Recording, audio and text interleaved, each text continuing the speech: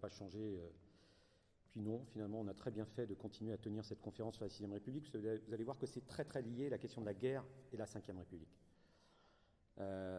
Macron, il y a un mois, quand l'Ukraine a été envahie, il a dit les 6 choses suivantes. 1. Nous prendrons toutes les décisions qui s'imposent dans le cadre du G7, du sommet de l'Union européenne et de l'OTAN. 2. J'adresserai un message au Parlement demain, vendredi 25, des décisions que je serai amené à prendre. 3. Je suis déterminé à vous protéger. 4. Un débat sera organisé à l'Assemblée sur la situation. Un débat. 5. Nous apporterons une aide militaire à l'Ukraine. 6. Nous déployons des troupes en partenariat avec l'OTAN en Roumanie et dans les pays baltes. Depuis, il a reçu un par un les anciens présidents de la République. Sarkozy, Hollande, on se demande bien pourquoi. Sarkozy avait choisi d'envahir la Libye et Hollande avait continué le boulot par sa guerre au Mali. Est-ce que nous, les citoyens, on a eu notre mot à dire sur l'ensemble de ces décisions qui viennent d'être prises? Est-ce que les représentants du peuple à l'Assemblée ont eu à voter? Est-ce que l'Assemblée nationale, depuis le début du déroulement du conflit, a son mot à dire? Absolument rien du tout. Et en fait, c'est normal puisque Macron applique à la lettre les institutions de la Ve République. Il est, comme le dit la Constitution, il est le chef des armées, et donc, avec ces institutions, il en a le droit. Il est celui qui est chargé de mettre en place les traités et les organisations internationales, et vous le savez qu'en droit français, les traités et les organisations internationales, elles priment sur la loi nationale. Et donc, il applique le traité à la lettre de ce qui est décidé dans le cadre de l'OTAN, et voilà. Il tente d'organiser en notre nom une union nationale derrière lui. Alors, il a reçu quand même tous les candidats aux élections, un par un. À une époque, on ne savait pas encore si on allait avoir les 500 signatures. Ça a été une énorme galère aussi, cette affaire-là. Il faudra aussi revenir sur cette question-là. Et donc, il a organisé un débat à l'Assemblée. C'est l'article 51 de la Constitution qui dit, en cas de guerre, on fait un débat à l'Assemblée. Mais c'est juste un débat, chacun s'exprime, etc. Ceci dit, ça a été intéressant, on pourra peut-être en revenir dans le débat, puisqu'il y a eu des déclarations quand même pour le moins surprenantes, notamment d'un candidat, peut-être on pourra en parler, qui s'appelle Roussel, et qui s'est fait applaudir par les députés de la droite à l'Assemblée. Après ça, il a fait une adresse, le président de la République, à tous les Français, pour nous informer de ce qu'avait décidé son Conseil de défense. Et puis, depuis, il nous informe tous les 3-4 jours de ses coups de fil à Poutine, etc. Et puis voilà. Bon. Eh bien, en fait, c'est tout le concentré de l'histoire de la Ve République. Ça va faire 64 ans, bientôt 70. Ça veut dire que j'espère qu'elle ne va pas arriver jusque-là, mais ce sera peut-être la République qui aura duré le plus longtemps, puisque la Troisième République a duré 70 ans. Alors, certes, la Ve République dure. Mais comme je vais le démontrer, elle n'a jamais été autant en crise. Les 2 partis qui l'ont tenue à bout de bras ces dernières décennies et qui se sont partagés le pouvoir sous cette Ve République sont pour l'une d'entre elles, je crois, 1,5 ou 2%, Madame Hidalgo, et pour l'autre, elle baisse tous les jours, donc elle doit être arrivée à 10% aujourd'hui. Ça veut dire que ces 2 partis aujourd'hui, ils font à peine 12%. Le dernier président de la République en poste, Macron, a été élu avec moins d'un électeur sur 7, et il gouverne. Donc l'abstention ne cesse de grimper, y compris pour les élections présidentielles, marquant une défiance de plus en plus marquée vis-à-vis de cette Ve République. Alors ils vont essayer de nous refaire le coup de l'Union nationale, comme ils l'ont fait pour le Covid, c'est-à-dire tous unis derrière le président. Et donc, c'est pour ça que nous, on continue à faire notre campagne et qu'on ne va pas s'aligner derrière le candidat président. Alors, le thème de cette conférence pour une 6e République, pour en finir avec les institutions antidémocratiques, de la Ve République, a toute sa place dans le contexte, parce que c'est cette République qui nous a déjà jetés dans d'innombrables guerres et qui a poursuivi des conflits en Palestine, la guerre d'ex-Yougoslavie, la guerre du Golfe, la guerre au Sahel, en Libye et au Mali. Et donc, je vous propose d'aborder cette question sous 4 angles. Une anecdote quand même avant de commencer. Je me rappelle en 2007, au moment des élections, je travaillais avec mes élèves. Je ne fais pas de politique en classe, mais les 5e République est au programme des classes de terminale. et j'étudiais avec mes élèves les professions de foi des candidats aux élections présidentielles. Il y en avait 12 à l'époque, en 2007. Sur les 12 candidats de l'époque, il y en a 10 qui proposaient de changer de république et qui se prononçaient pour une 6e république, avec des propositions variées. Et à cette époque, il n'y avait que Sarkozy et Le Pen qui souhaitaient conserver la 5e république. Il y en a d'autres qui ont été au pouvoir depuis. Pour ne pas le citer, M. Hollande, il n'a pas changé une virgule de cette 5e république. Mais comme dit l'autre, les promesses ne comptent que pour ceux qui y croient. Alors, il se trouve que dans ces élections présidentielles, il y a un candidat qui met au cœur de son programme une assemblée constituante, la nécessité d'une 6e république. Il a parfaitement raison. Moi, je fais partie de ceux qui pensent que, je l'ai dit, que c'est la question essentielle de cette élection. Je le répète, il n'y a pas de changement de politique possible, de rupture avec la succession des gouvernements de droite et de gauche, sans rupture radicale avec la forme de gouvernement et la répartition du pouvoir dans ce pays. Ce candidat, vous le savez, vous êtes là pour ça, il s'appelle Jean-Luc Mélenchon. Et cette proposition figure dans le premier chapitre du programme de l'Avenir en commun. Et donc, sur ce point-là, comme sur les autres, il incarne aussi une rupture, et c'est la raison pour laquelle nous soutenons sa candidature. Je vous propose de traiter 4 éléments. 1, qu'est-ce que la 5e République ou comment la caractériser? 2, pourquoi nous on qualifie cette République de régime bonapartiste et en quoi elle est très très différente des autres républiques qu'a connues la France. 3, je pense que c'est très important, comment a-t-elle réussi jusqu'à présent, tant bien que mal, à surmonter les crises, la résistance sans relâche de la classe ouvrière face à ces attaques. Et dernier élément, puisqu'on est là aussi pour ça, le passage à une 6e République, point clé du programme, et quel serait un certain nombre de principes de base intangibles de cette 6e République. Alors, qu'est-ce que la 5e République ? Dans le fonctionnement global de la 5e République, on a cherché à assurer la prééminence d'un seul homme, l'homme providentiel, nommé président, en le plaçant au-dessus de tout le monde, en abaissant le plus possible les pouvoirs des représentants de la nation. On a cherché à majorer le pouvoir exécutif en minorant le plus possible le pouvoir législatif et en organisant une confusion entre les 3 pouvoirs, comme je vais le démontrer, l'exécutif, le législatif et le judiciaire. Alors sans faire un cours de droit constitutionnel, mais il faut rappeler quand même les pouvoirs impressionnants que cet homme, le président de la République sous la 5e, dispose. Alors ce gars dispose, article 16, les pleins pouvoirs utilisés par De Gaulle à une certaine époque, menace d'utilisation par Chirac au moment, vous vous rappelez, de la révolte des banlieues en 2005. Il n'était pas allé jusque-là, mais il avait plus ou moins échafaudé ce plan. Article 15, le président et chef des armées, on vient de le voir. Il peut décider de l'envoi des troupes au bon du semble, déclencher la guerre, disposer de l'arme nucléaire. Il peut décider tout seul. Article 8, le président a une 2e tête de l'exécutif qu'il nomme le Premier ministre. Il nomme le gouvernement en l'imposant au Premier ministre. Il a la possibilité de démettre celui-ci. D'ailleurs, il va se servir assez souvent de ça, en s'en servant comme fusible pour protéger sa personne quand il y a des mouvements dans le pays, quand il y a des contestations de ces contre-réformes. Article 48, le président, par son Premier ministre, possède la maîtrise de l'ordre du jour à l'Assemblée nationale. On n'en parle pas beaucoup de cette affaire-là, mais c'est une affaire extrêmement importante. Alors, Sarkozy a créé, c'est vrai, depuis ce qu'on appelle les niches parlementaires, qui a permis, par exemple, à Clémentine Autain là, de passer sa loi sur l'endométriose. Donc, certes, mais 90% du temps de discussion de l'Assemblée nationale et des sessions, c'est l'ordre du jour décidé par le président de la République, Premier ministre, qui l'impose. Donc ça veut dire qu'on ne peut pas changer grand-chose. Article 52, possibilité de décider des traités internationaux. Je répète, les traités internationaux sont supérieurs aux lois. Donc il s'agit juste de les transposer dans la loi nationale ensuite. Article 11, le recours au référendum, que certains présentent sous la 5e République comme quelque chose d'éminemment démocratique, alors que vous savez très bien que ça a été utilisé, il y en a qui sont encore un peu plus vieux que moi ici, ils ont connu mieux que moi la période de Gaulle, et ça a été utilisé à tour de bras par lui, pouvoir décider de la loi, du texte qui est proposé, quand il a décidé, sous la forme qu'il a décidé, demander de voter par oui ou non en mettant tout son poids dans la balance. Eh bien, moi, c'est ce que j'appelle le contraire de la démocratie. On appelait ça le référendum plébiscite, pratique gaulienne, autrefois pratique napoléonienne. Article 12, arme suprême pour faire des députés aux ordres, la possibilité de dissoudre l'Assemblée nationale.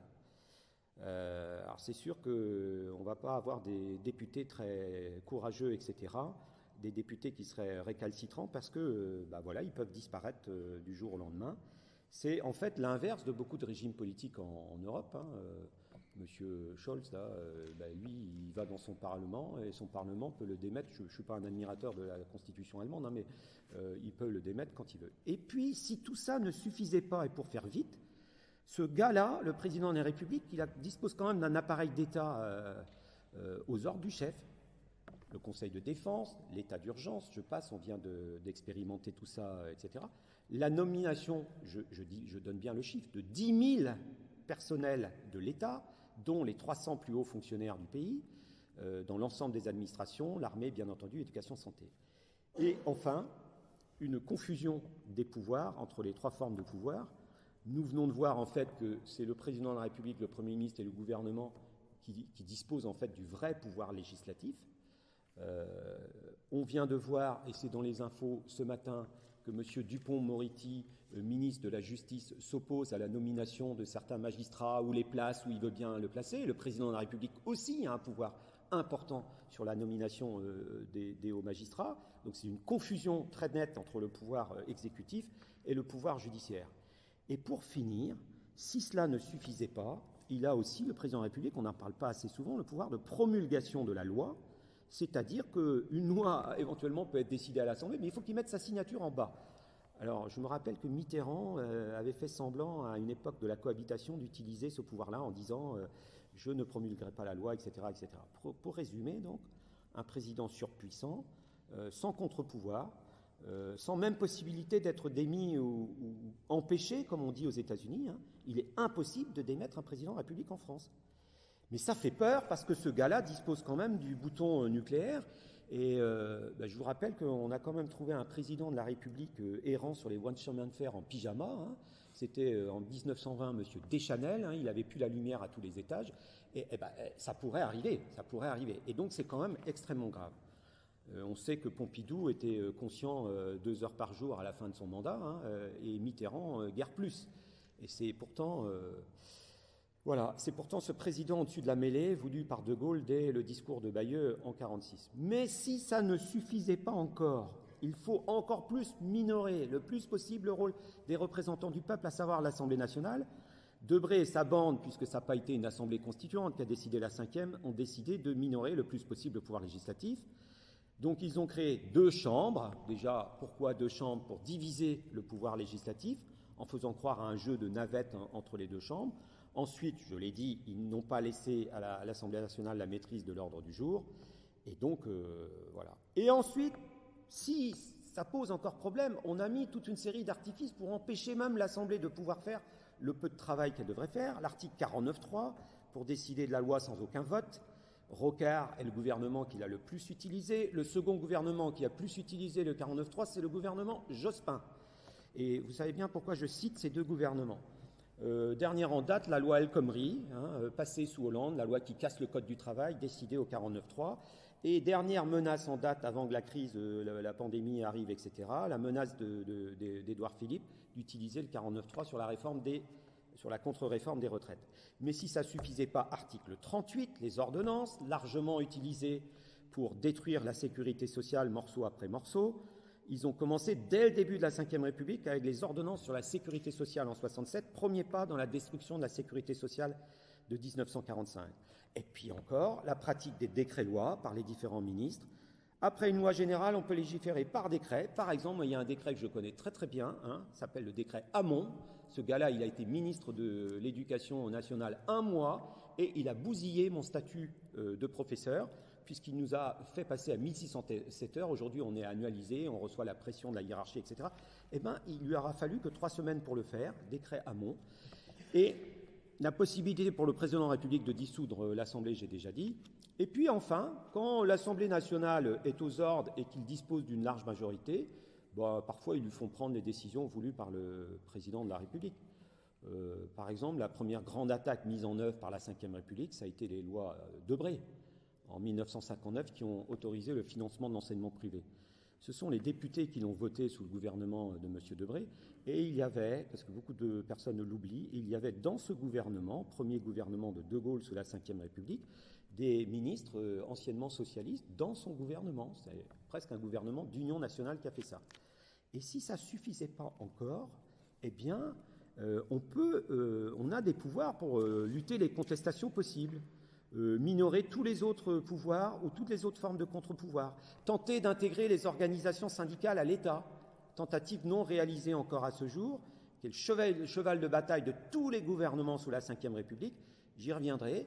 C'était le projet de De Gaulle en 1969. Vous vous rappelez son fameux référendum à la fois sur la régionalisation, mais aussi la création d'un conseil économique et social dans lequel il aurait intégré les organisations syndicales, obligeant ces organisations syndicales à prendre en charge les contre-réformes qu'il voulait mettre en place.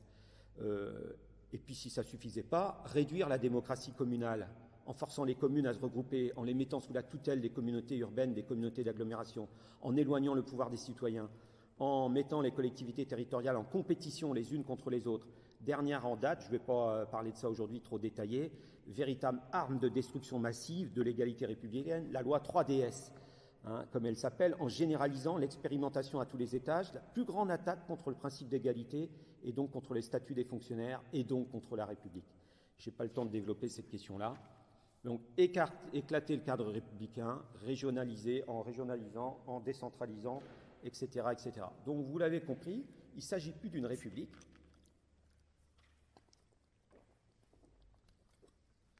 Il s'agit en fait d'une... Mais pourquoi je ne demande pas en fait à un spécialiste de dire ce que c'est? On va demander à un spécialiste. Le gars, il écrit, vous connaissez, qu'est-ce que la Ve République? Sinon la possession du pouvoir par un seul homme, dont la moindre défaillance est guettée avec une égale attention par ses adversaires, etc. S'agit-il d'une magistrature temporaire? S'agit-il d'un consulat à vie? J'appelle le régime gaulliste dictature parce que tout compte fait, c'est à cela qu'il ressemble le plus. Donc ce gars-là, vous le connaissez, il a écrit ce livre-là, il s'appelle Le coup d'État permanent, et son auteur s'appelle François Mitterrand. Donc ce François Mitterrand, vous connaissez son histoire. L'ironie de l'histoire, c'est qu'il va se glisser dans ces institutions de la Ve République vraiment parfaitement, et il ne va pas modifier une ligne. Voilà pourquoi nous, et pas que nous, les experts en droit constitutionnel, aujourd'hui, il y a plein d'écrits qualifiant ces institutions de la Ve République de régime bonapartiste. Moi, j'insiste sur le mot. Comme le régime des deux Bonapartes, c'est le régime d'un homme providentiel qui a tous les pouvoirs, qui a mis en place une assemblée qui ne sert à rien, qui est un chef de guerre, qui n'a aucun compte à rendre. Je rappelle que le premier Bonaparte était rentré à cheval dans l'Assemblée et s'est emparé du pouvoir par la force en 1799. Le second, en massant l'armée dans les points stratégiques de Paris, a fait un coup d'État, celui du 2 décembre 1851, contre lequel le grand Victor Hugo appellera à combattre sur les barricades. Le bonapartisme, c'est un système où le pouvoir n'émane pas des représentants élus, le pouvoir est entre les mains du président, le Napoléon, l'empereur, le président de la République qui gère l'État. Alors la question, c'est comment on en est arrivé là? Bon, et là, je suis obligé d'aborder maintenant le fait que cette République, la Ve, elle est quand même très très différente des quatre autres. Et pour savoir ce qu'on mettrait dans le contenu d'une Sixième République, nous, il faut bien comprendre en quoi elle est différente, et puis peut-être aller piquer des idées aussi qu'il y avait eu dans les autres. Alors, ça fait longtemps que De Gaulle espère, il est 58, vous vous rappelez, il a fait le discours de Bayeux, il avait déjà dit au discours de Bayeux ce qu'il voulait faire juste après-guerre. Il n'a pas réussi à en l'imposer. En 1946, il ne parvient pas, la classe ouvrière est forte en 1946. Elle est à peine désarmée, la droite est totalement discréditée après la collaboration avec Vichy, et tout général de Gaulle qu'il est, c'est la classe ouvrière qui n'est pas prête à se retaper un maréchal à la tête du pays, si vous voyez ce que je veux dire, après l'autre. Et donc, il attend une occasion favorable. Certains connaissent ça ici mieux que moi, ils l'ont vécu en direct. C'est que l'acte fondateur de la Ve République, son acte de naissance, est marqué par une tâche indélébile. Il s'agit en fait d'un coup d'État. C'est un coup d'État légal, mais c'est un coup d'État. De Gaulle, appuyé déjà à l'époque par ceux qui étaient censés être ses opposants, l'équivalent du Parti socialiste de l'époque, de la SFIO, l'ont aidé à prendre le pouvoir. Et donc, il va s'imposer par ce coup d'État. Donc de fait, c'est une république qui est très très différente des quatre autres. Elle n'a rien à voir. La première république est née d'une révolution. La deuxième république est née d'une révolution. La troisième république est née d'une révolution qui n'a pas été jusqu'au bout, la Commune de Paris, mais c'est très très fortement inspiré de cette Commune de Paris. La quatrième république est née d'une situation révolutionnaire. En 1945-1947, dans le pays, il y a des grèves partout dans le pays, la classe ouvrière est forte, etc., etc. Et donc, la Ve République n'a rien à voir avec ça. La Ve République, c'est le coup d'État du 13 mai. Vous vous rappelez, c'est la guerre d'Algérie. C'est admis aujourd'hui par tous les historiens. Il n'y a plus de questions là-dessus. De Gaulle a envoyé ses petits copains foutre le bordel en Algérie. Il y a déjà du bordel, mais il a envoyé ses copains mettre de l'huile sur le feu.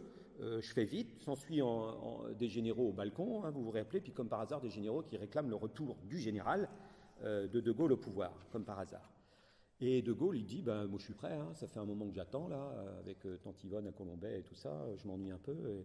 Et donc, il met 3 conditions: finir avec la 4e République, trop parlementaire et dont l'Assemblée a trop de pouvoir selon lui. 2, il faut lui donner les pleins pouvoirs pendant 6 mois. Et 3, en 6 mois, rédiger un projet de nouvelle constitution. Debré et quelques gras de papier qui vont reprendre les principes du discours de Bayeux, le président en chef, homme providentiel, bref, ce que je viens de raconter, sorte de Jules César ou de Bonaparte, sauveur du pays. Je répète, il le fait à l'époque avec l'aval du Parti socialiste de l'époque, de la SFIO. C'est vraiment une union nationale pour fonder cette 5e République. Donc la suite ne peut être qu'un régime autoritaire, même si, je le dis maintenant, il n'arrivera pas à aller jusqu'au bout de son projet, c'est-à-dire une dictature complète. Il reste et restera encore aujourd'hui un régime autoritaire inachevé, je vais le démontrer tout à l'heure. Ce qui marque d'emblée donc, dans cette 5e République, c'est qu'il n'y a pas eu d'assemblée constituante, puisque nous, c'est notre programme, l'Assemblée constituante. Contrairement à la première, il y a eu une Assemblée constituante. La 2e République, il y a eu une Assemblée constituante. La 4e République, il y a eu une Assemblée constituante. Pas la 3e, c'est différent. La 5e République est un régime dont les institutions ont été décidées par un homme et Debré et puis quelques scribouillards. Il va la faire certes valider par un référendum, en mettant tout son poids dans la balance à l'époque. C'est encore pour une partie des Français l'homme du 18 juin. Je veux dire, chez moi, je n'avais pas intérêt de dire un mot à mon père sur De Gaulle, parce que je prenais une baffe. Donc, contrairement aux 4 autres républiques qui ont refusé de donner les pouvoirs à un président de la République et ont donné le maximum de pouvoir à une assemblée, contrairement aux 4 premières républiques, elles donnent au président de la République les pouvoirs que nous venons de voir. Les autres républiques ne s'y étaient pas trompées. La première république, 1793, élit à partir de l'Assemblée un conseil exécutif de 21 membres. Déjà, ce n'est pas un homme, c'est un conseil exécutif qui n'a que le pouvoir exécutif. Et c'est tout à fait logique, ils sortent de la monarchie, ils savent ce que c'est le pouvoir d'un seul homme. Donc, c'était l'Assemblée qui avait, en 1793, le vrai pouvoir législatif. La Seconde République, 1848, donne le pouvoir législatif à l'Assemblée. Bon, ceci dit, elle commet une bêtise énorme, c'est de procéder à l'élection d'un président de la République au suffrage universel direct. Premier président de la République qui a été élu au suffrage universel direct, Louis-Napoléon Bonaparte. Alors c'est une bêtise, on le voit bien, parce que 3 ans après, ce gars-là, il fait un coup d'État, il prend le pouvoir. Parce qu'il a été incarné en homme providentiel par cette élection. Je suis totalement opposé à l'élection d'un président de la République au suffrage universel direct. Et surtout avec les pouvoirs qu'il a. On pourra discuter de ça tout à l'heure. La Troisième République, sans assemblée constituante, a fait élire un président de la République par 2 chambres. Il est, le président de la République, l'émanation de ces 2 assemblées. Et il n'a aucun pouvoir. Heureusement, parce que le Deschanel dont je parlais tout à l'heure, là, en pyjama sur les voies de chemin de fer, il n'a absolument aucun pouvoir. Il est pot de fleurs, il inaugure les kermesses, il coupe les rubans, etc., etc. Et c'est normal. La Troisième République, ils sortent du régime de Louis-Napoléon Bonaparte, Napoléon III. Donc, ils ne vont pas redonner le pouvoir à un seul homme. Même fonctionnement pour la 4e République que la 3e. Un président pot de fleurs, et c'est normal, on sort de Vichy. On sort de Pétain, de la dictature de l'État français. Donc on tire quelques enseignements, puisque notre histoire est de fonder un nouveau régime politique. Ne donner aucun pouvoir véritable à un seul homme, et encore moins le président de la République, car c'est une dérive dictatoriale inévitable. Une assemblée constituante, elle est un élément incontournable, mais elle ne sera pas suffisante. Je vais dire pourquoi tout à l'heure. Une assemblée constituante ne garantit pas forcément une démocratie. On le voit bien avec la Deuxième République, où il y a eu une assemblée constituante, et puis... Comme le dit Mélenchon, et moi j'aime beaucoup quand il dit ça, il nous faudra, si nous accédons au pouvoir, que le peuple, l'Assemblée populaire nous soutienne, nous pousse à aller jusqu'au bout. Et il a raison. Comme les sans-culottes contrôlaient la Convention en 1793 et contrôlaient le vote des députés, même parfois un peu physiquement. Vous vous rappelez, parfois, il y en a qui se sont fait un peu remonter les bretelles, si je puis dire. Autre enseignement, ce sont les représentants du peuple qui doivent avoir le pouvoir législatif et la maîtrise de l'ordre du jour à l'Assemblée. C'est le contraire des députés godillots de la Ve République, députés aux ordres sous la menace permanente d'être renvoyés face à leurs électeurs. C'est l'Assemblée qui doit pouvoir renverser le gouvernement et non l'inverse. La Ve République est donc la seule République qui a fait de l'Assemblée des députés godillots soumis. Aujourd'hui, il y a quelques réformes qui ont fait semblant... Mes élèves, ils me disent parfois, monsieur, vous exagérez quand même, on les voit à la télé, et on les voit débattre à la télé le mercredi après-midi, c'est le jour des enfants. Je leur dis, oui, vous voyez débattre. Moi, j'appelle ça le droit d'adresse. Comme ça existait sous le roi, on avait le droit de poser des questions au roi, il répondait s'il voulait, il répondait pas s'il voulait pas. Non, mais c'est un théâtre ce qu'on voit à l'Assemblée. Je ne dis pas que le travail n'a pas été remarquable des députés de la France insoumise pendant 5 ans. Heureusement qu'on les a eus, mais ce n'est pas un vrai pouvoir, ils posent des questions qui sont déjà toutes préparées à l'avance, etc. etc. Bon, par ailleurs, quand les situations dégénèrent ou quand les situations se tendent, ces députés ne sont pas toujours très très courageux. Je rappelle que ce sont ces députés qui se sont couchés en 1851 face à Louis-Napoléon Bonaparte, ce sont ces députés qui ont voté aussi les pleins pouvoirs à Pétain en 1940, et ce sont les députés qui voteront les pleins pouvoirs à De Gaulle en 58. Donc, on verra dans les propositions. S'il n'y a pas la question de la révocabilité des élus, je vais y revenir, moi, je n'ai pas confiance. Alors, la troisième partie, je vous promets, j'en ai plus pour longtemps. Je veux montrer dans cette partie-là que la Ve République, c'est un régime en crise dès le début. C'est un régime, aujourd'hui, moi, je considère qu'il est chancelant, il est branlant, il est prêt à s'effondrer, et en fait, ça ne dépend que de nous. Je vais vous dire pourquoi. La classe ouvrière n'a jamais cessé de combattre ces institutions de la Ve République, depuis qu'elles existent. J'ai dit, De Gaulle n'a pas réussi à installer une dictature totale. Ils ont mis des pansements à chaque crise, etc. L'édifice se lézarde de plus en plus. Il tient. Moi, je pense qu'elle en a plus pour longtemps. J'ai retrouvé cette citation d'un mec que vous connaissez qui s'appelle Pierre Mendès France. Bon, je ne partageais pas partie de son programme politique. Il disait « La Ve République est née dans la rue et elle finira dans la rue ». Je suis assez d'accord avec ça. On verra, mais on discutera. Je voudrais juste rappeler 3-4 crises de cette Ve République. La première, la crise de 62-63. Pas faire le cours d'histoire ici, mais pour bien montrer comment, en fait, ils ont été obligés de réagir à chaque fois. De Gaulle, en 62, il doit faire face à 2 types de contestations très différentes. Les partisans de l'Algérie française, sorte d'extrême droite fasciste à qui il a fait des promesses, et puis les grèves qui se développent partout dans le pays. Et qui aboutit à la très très grande grève des mineurs en 1963, et la tentative de Gaulle d'ordre de réquisition des mineurs pour casser la grève générale contre la réquisition. Et cette ordre de réquisition va échouer, et De Gaulle va être obligé de reculer. La Ve République de l'époque, première contestation de force, n'a pas réussi à museler les différentes oppositions, et surtout pas celle de la classe ouvrière organisée avec ses syndicats qui s'est opposée à De Gaulle. Alors après, il a trouvé une autre solution pour finir l'œuvre qu'il avait commencée en 1958, et c'est le fameux référendum de 62 qui va aboutir à l'élection du président de la République au suffrage universel direct. Au départ, en 1958, le président, il est l'émanation des 2 chambres, et voire même d'un collège encore plus grand d'électeurs. Et donc, là, c'est pareil, c'est pas la peine que j'extrapole. Il suffit de demander à un mec qui s'appelle Gaston Monnerville. Ce gars-là n'est pas du tout un révolutionnaire. Il est à l'époque président du Sénat. Ce qu'il dit de cette réforme de 62.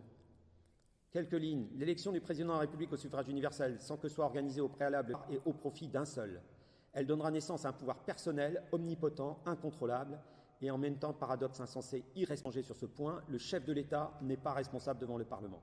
La question, c'est la confusion ou la juste distribution des pouvoirs législatifs, exécutifs et judiciaires qui distingue les gouvernements tyranniques des gouvernements libres. Réunir en une seule main, sur une seule tête, tous les pouvoirs sans nul contrepoids, c'est proprement abolir la démocratie. Et c'est pourtant ce qu'on demande au peuple français de faire. C'est son discours, il est président du Sénat le 9 octobre 62. Et je répète, ce gars-là, c'est pas un révolutionnaire, c'est un bon mec de centre droit. Donc voilà. Eh bien voilà, oui, l'élection d'un homme avec un tel pouvoir n'a rien, bien sûr, d'une démocratie, je l'ai déjà dit. Si on rajoute à ça, en fait, en plus, le type de scrutin uninominal majoritaire à 2 tours, truquant les élections, réduisant la vie politique à un duel de second tour, entre les 2 grands partis qui vont s'échanger le pouvoir sous la République. La réforme de 62, en fait, c'est la première tentative de De Gaulle d'accomplir la totalité de son programme, c'est-à-dire ce régime bonapartiste. La deuxième crise, je fais vite, vous la connaissez bien, mais il faut voir comment elle s'est terminée. C'est la crise de 68. Grève générale, 13 millions de grévistes. De Gaulle utilise en juin la dissolution, en juin 68.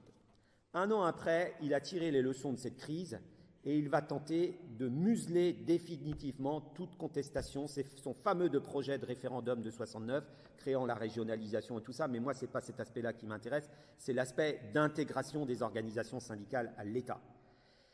Eh bien, on dit la charte d'Amiens dans les organisations syndicales. Les 2 grandes confédérations syndicales, la CGT et la CGT Force ouvrière, ont appelé à voter non au référendum de De Gaulle. Parce que leur existence en tant que telle, en tant qu'organisation syndicale indépendante, était menacée, directement menacée. Et c'est cette bagarre pour le vote non à ce référendum, vous connaissez la suite, qui, échec du référendum, De Gaulle va partir. Et vous voyez encore comment, de manière organisée, la classe ouvrière avec ses organisations ont réussi à le faire reculer.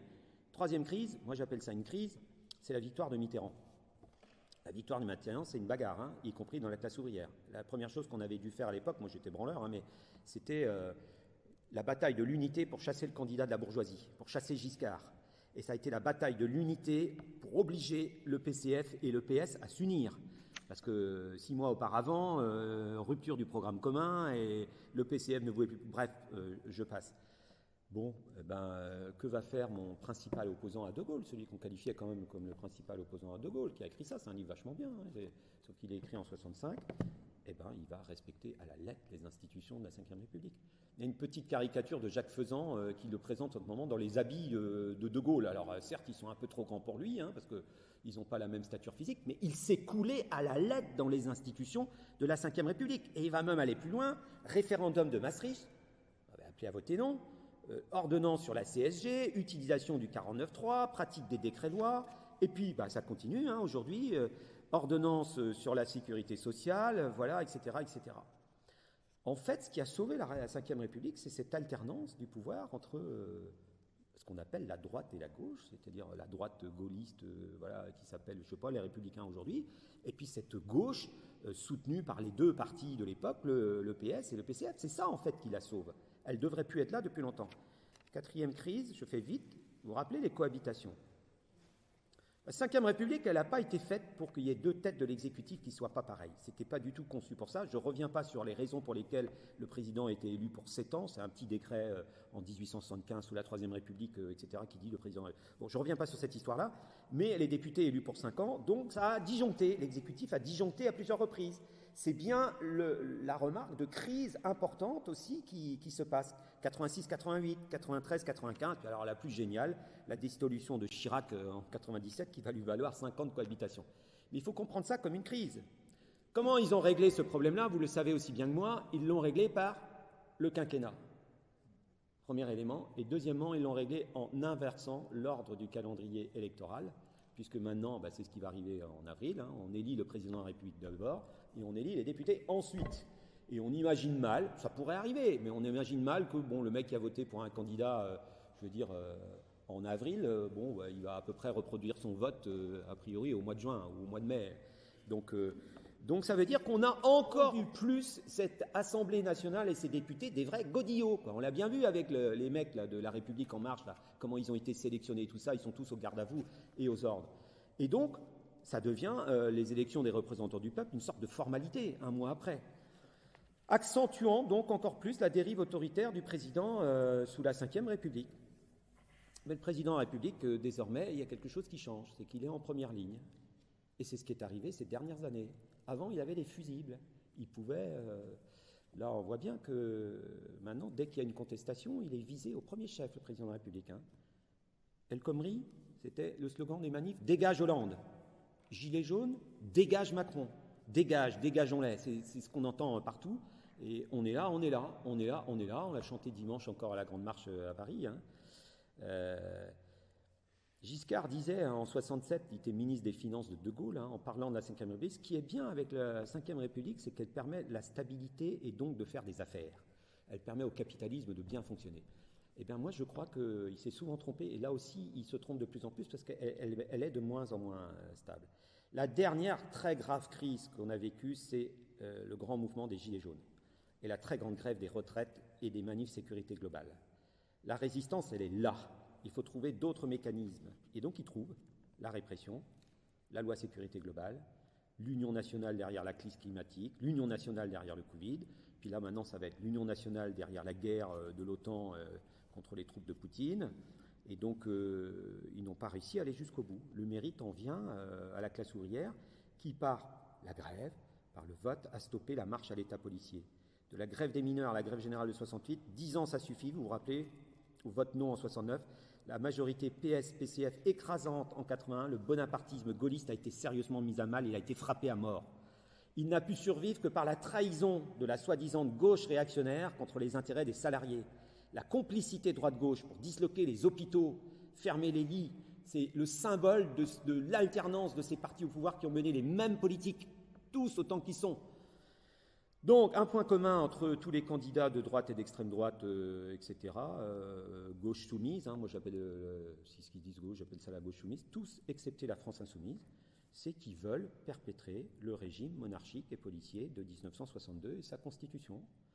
Donc, je répète, heureusement qu'on a le programme L'Avenir en commun, la candidature de Mélenchon, qu'on a eu les députés à l'Assemblée. Donc maintenant, je termine par ça, quelques principes, parce que c'est ça le débat d'aujourd'hui, quelques principes pour atteindre une 6e République. Sur quelle base? Bon, moi je le dis, ça ne plaît pas à tout le monde, mais moi je suis marxiste. Donc les marxistes, ils disent un régime dont le peuple définira lui-même la forme et le contenu. Je suis assez d'accord avec cette définition-là. Que dit le programme de l'Avenir en commun? Il dit d'abord, il faut une assemblée constituante. Oui, c'est obligatoire. On ne pourra pas faire sans. Deuxièmement, il dit la révocabilité totale et à tout instant des élus sur le modèle qui a déjà été expérimenté, qu'on connaît d'ailleurs, le modèle de la Commune de Paris. Les élus mandatés et révocables. Le référendum d'initiative citoyenne, oui. La proportionnelle intégrale, un homme égale une voix. Vous savez que certains députés en France sont élus dans des circonscriptions où il y a 120 000 inscrits, alors que d'autres sont élus dans des circonscriptions où il y a 30 000 inscrits. Ça pose quand même un léger problème, puisque ça donne forcément un poids à une certaine France en fonction de ces éléments-là. Et au vu de... Donc nous, on est pour une proportionnelle départementale, corrélée au nombre d'habitants et intégrale. Et au vu de ce que nous apprend l'histoire des républiques dans notre pays, nous affirmons les principes suivants. Le pouvoir législatif doit être supérieur au pouvoir exécutif. Le pouvoir législatif doit pouvoir démettre le pouvoir exécutif. La séparation totale des pouvoirs, et notamment du pouvoir judiciaire. L'ordre du jour à l'Assemblée nationale doit appartenir totalement à l'Assemblée nationale. Le refus, moi je suis contre un président de la République dans les institutions, mais un conseil exécutif chargé d'exécuter simplement les lois décidées par l'Assemblée unique des représentants du peuple. La question du tirage au sort, pourquoi pas? Peut-être, c'est intéressant comme idée. Ce qui me semble le plus important, c'est la révocabilité à tout moment des élus, à tous les niveaux. Mais, j'utilise cette expression-là aussi, mais mes camarades, ce système-là, on le connaît. Par exemple, moi, je suis responsable d'un syndicat. Alors, je ne veux pas dire que les syndicats, c'est la panacée. Il y a aussi beaucoup de bordel dans les syndicats. Mais moi, je suis responsable d'un syndicat. Moi, je peux me faire virer n'importe quand. Il suffit qu'il y ait une assemblée générale des syndiqués et il me dégage. Le bureau du syndicat, dans mon syndicat, ne fait qu'appliquer les décisions prises par l'assemblée générale. Et il rend des comptes de ces décisions et il peut être démis à tout instant. C'est-à-dire cette démocratie qu'on connaît dans les organisations syndicales, je n'ai pas dit que c'est toujours ça qui fonctionne, mais cette forme de démocratie, pourquoi on ne pourrait pas l'appliquer en politique?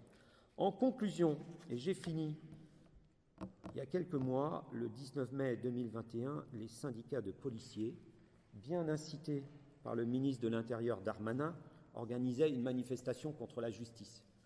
La classe politique, y compris le ministre de l'Intérieur, y ont participé. Ils étaient tous là.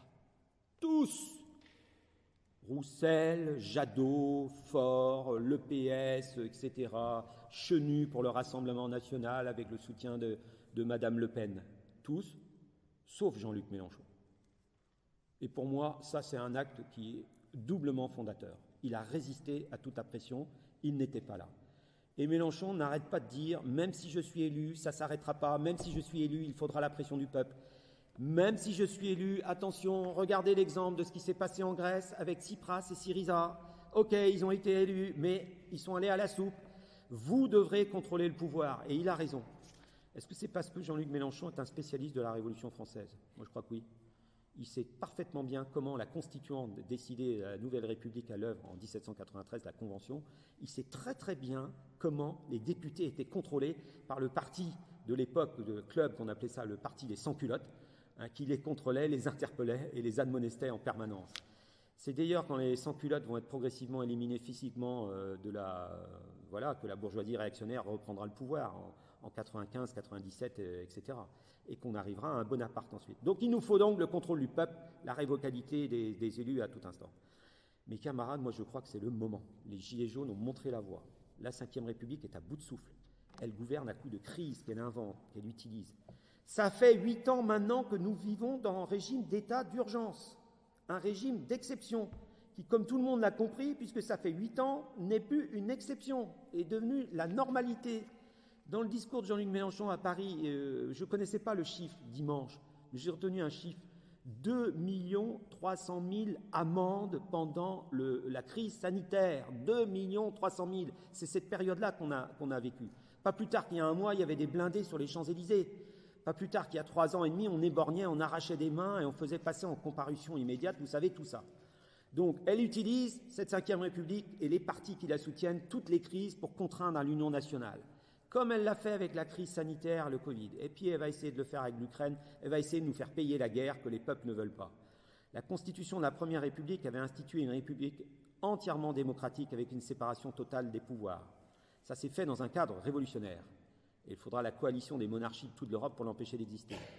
La grande révolution russe, que beaucoup ne connaissent pas bien, n'en déplaise à monsieur le maire de Lorient, qui a essayé de nous empêcher de parler au rassemblement l'autre jour contre la guerre, avait institué le droit des peuples à disposer d'eux-mêmes. D'ailleurs, monsieur Loher, il ne le sait pas, mais le gars qui a donné l'indépendance à l'Ukraine s'appelle quand même Lénine, faut le savoir. Alors, il confond Lénine et Staline, visiblement, puisqu'il veut débaptiser les rues de Lorient maintenant. Donc, on lui fera un petit cours d'histoire à l'occasion. Enfin, Lénine s'en foutait d'avoir des rues à son nom. Il ne voulait pas d'un mausolée non plus, mais peu importe. Donc, ils ont établi un pouvoir démocratique, alors qui a été confisqué par un Bonaparte, d'un autre genre, Staline, et dont l'un des avatars d'aujourd'hui conduit l'Europe au bord de la confrontation généralisée. Il n'y a pas de fatalité. Nous avons plusieurs tâches à réaliser dans l'immédiat. D'abord, continuer la formidable campagne que nous avons commencée avec l'Union populaire pour le candidat Jean-Luc Mélenchon qui porte le programme de l'avenir en commun. Diffuser, faire signer la lettre aux abstentionnistes. Diffuser la déclaration de la section française sur la guerre.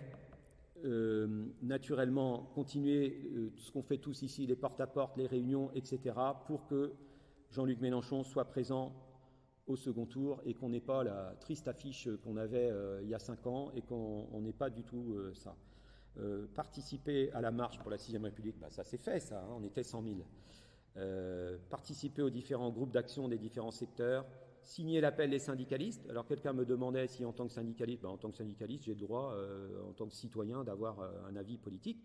Donc on a fait signer un appel syndicaliste, il y a entre 3 et 4 000 signatures aujourd'hui, on continue à le faire signer. Il y a des débats importants dans les syndicats sur cette question-là en ce moment. Et très important, moi je le dis, je finis par ça, parce que parfois j'ai un peu d'inquiétude, toutes les forces qui sont sorties de cette campagne qu'on a rassemblées, il faut qu'on solidifie tout ça. Il faut constituer l'Union populaire, partout. Il faut un Parlement, comme on l'a fait au niveau national, un Parlement de l'Union populaire qui a permis à plein de forces politiques qui ne se parlaient plus depuis des années de rentrer et de combattre en commun. Il faut qu'on fasse ça partout et il faut aussi qu'on le fasse dans le Morbihan. Rejoignez l'Union populaire sur cet axe de résistance, créons cette grande force politique dont la classe ouvrière a besoin pour reconquérir tous les conquis de 36 et de 45.